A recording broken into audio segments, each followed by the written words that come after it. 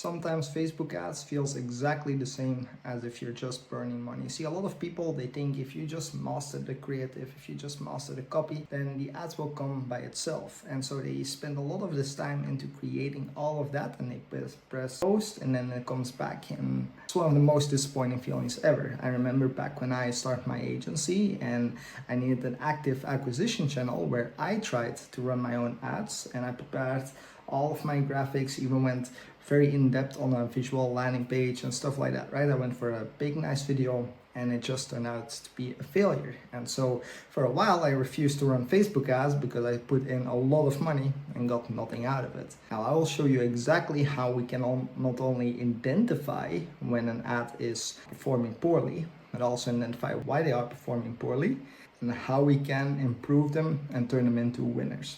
Now this is easier than it sounds. So all we want to do is we want to open Facebook Ads Manager and we want to look at certain metrics.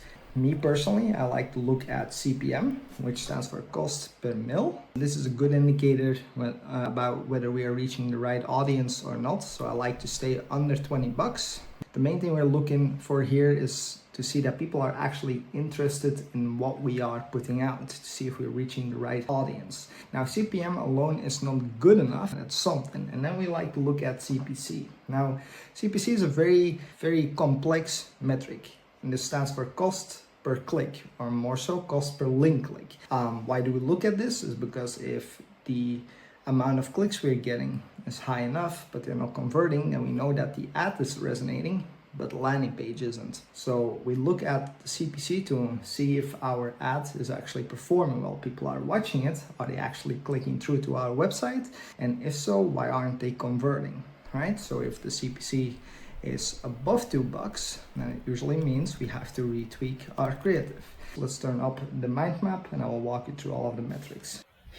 Now this stuff is fairly easy. I made sure to not cover metrics like click-through rate just yet. I like to keep it simple. I want you to establish a good foundation in your testing before we get really advanced. Although I have an advanced metric video coming soon, I first like you to establish a good foundation. So you went through the whole ABO testing, you set up your testing campaign and so forth.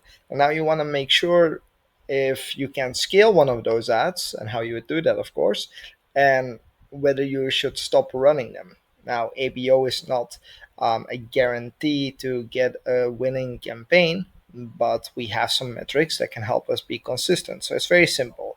If your cost per link click is less than $2, usually we leave it running till we spend $100. The reason we do this is because ad campaigns always tend to perform quite poorly the first few days, the first few dollars spent. And so you want to give it the data it needs to perform. Now, if there's no buy-in pressure, but your CPC is more than $2, then usually it's better to stop your ads. There are situations where this is not the case. Usually cost per link click can also indicate having a very high quality of people that you're reaching and you're selling a very high end product, like something very expensive, then your CPC is usually a little bit higher. I'm talking things above $1,000, right? But if you spend $100 and you have no sales or no buying pressure, you can pause the ad. Now, if your your CPM or your cost per mil is less than $20, then you want to check your CPC, and the same principle applies. The only difference is if your CPC is less than 2, you can leave it running. But if it's more than 2, you want to rework your ad creative. With CPM, you want to rework your audience. That's the main difference.